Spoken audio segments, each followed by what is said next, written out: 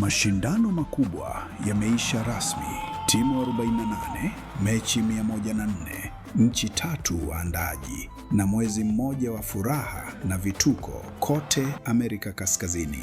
Kombe la dunia la FIFA la 2026 liliahidi kuwa kubwa zaidi katika historia, na kwa kweli lilikuwa hivyo. Kuanzia mabao mengi ya kuvunja rekodi hadi vituko vya baada ya mechi, mashindano haya yalikuwa na kila kitu.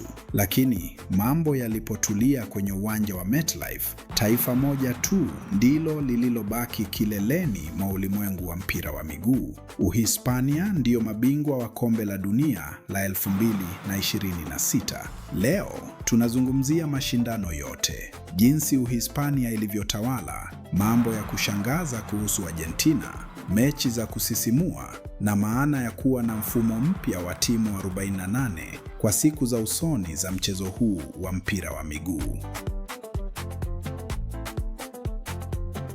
Hebu tuanze na mabingwa.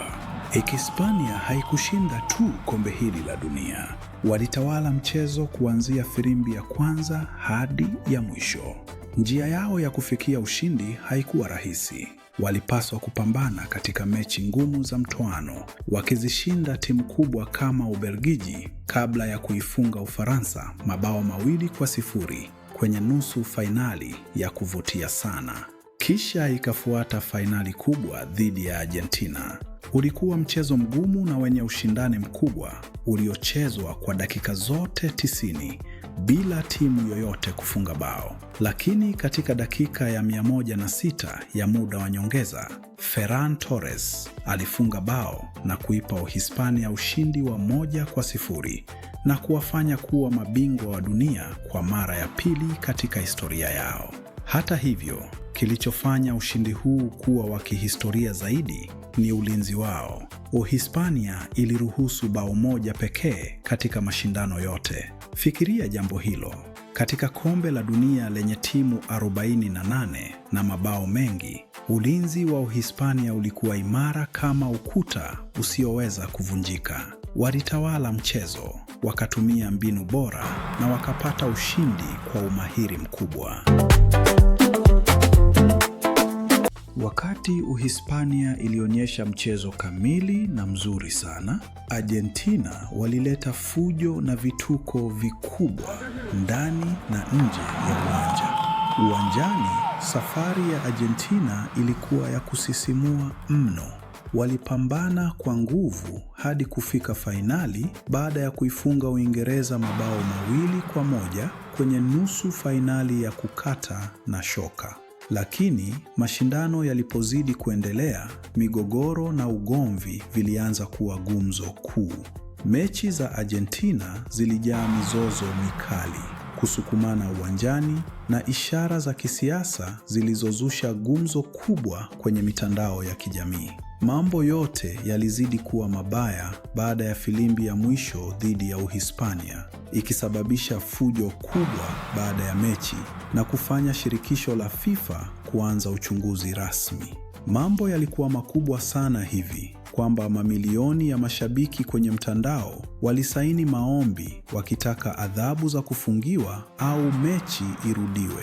Hata hivyo, katikati ya kelele na fujo hizo zote, kulikuwa na wakati wa huzuni na hisia kali kwa mashabiki wa mpira kila mahali. Hii ilikuwa karibu hakika mechi ya mwisho ya Lionel Messi kwenye kombe la dunia. Kumuona akiondoka uwanjani baada ya kuvunjika moyo kwenye muda wa nyongeza kulionekana kama mwisho wa enzi kuu, kuagana kwa huzuni na furaha kwa mmoja wa wachezaji bora zaidi kuwahi kucheza mchezo huu.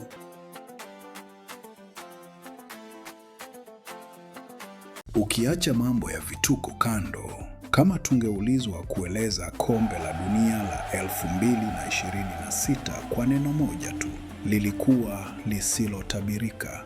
Watu wengi walitilia shaka kama mfumo mpya wa timu 48 ungefanya kazi, wakihofia kuwa kiwango cha mpira kingeshuka. Badala yake, tulipata burudani ya kukata na shoka. Kuongezeka kwa timu kulifanya mashindano haya yawe ya ulimwengu mzima zaidi. kukileta matokeo ya kushangaza na matuta ya penalti ya kusisimua mno. Na kama ulikuwa unatamani kuona mabao, mashindano haya yalikupa mengi sana. Angalia tu mechi ya kutafuta mshindi wa 3 kati ya Uingereza na Ufaransa. Mechi ambayo kawaida huwa ya utulivu, iligeuka kuwa mechi ya kihistoria yenye jumla ya mabao 10, ambapo Uingereza ilifunga Ufaransa mabao 6-4. Uingereza ilionyesha kuwa timu ya burudani zaidi kwenye mashindano haya. Mabao ya kumwaga, makosa ya kustaajabisha kwenye ulinzi na mambo ya kusisimua kila mara walipoingia uwanjani. Hivyo basi, tunapokumbuka kombe la dunia la FIFA la 2026, jambo gani kubwa tunalojifunza? Timu bora zaidi, Uhispania. Hawana mpinzani, walitawala mchezo na ulinzi wao ulikuwa haushindiki. Timu yenye vituko zaidi, Argentina. Wana kipaji na walicheza kwa moyo wote, lakini waliacha nyuma matukio mengi ya fujo na mizozo. Timu yenye burudani zaidi, Uingereza. Mechi zao zilikuwa za kusisimua sana, zenye fujo kidogo uwanjani na mabao mengi. Zaidi ya yote, mwaka 2026 ulionyesha mabadiliko makubwa. Wachezaji wakongwe na maarufu waliotawala kwa miaka 20 iliyopita wanaanza kuondoka, na kizazi kipya cha wachezaji vijana wenye nguvu na mbinu mpya kimechukua rasmi nafasi yao duniani. Ni tukio gani ulilolipenda zaidi katika kombe hili la dunia? Je, Uhispania ilistahili kuwa bingwa au ulikuwa unashabikia timu nyingine? Andika maoni yako hapo chini. Kama umependa video hii, bonyeza kitufe cha like, bofya subscribe kujiunga na chaneli yetu na ubonyeze alama ya kengele ili usikose video zetu nzuri kuhusu mpira wa miguu. Asante kwa kutazama na tutaonana kwenye video yetu nyingine.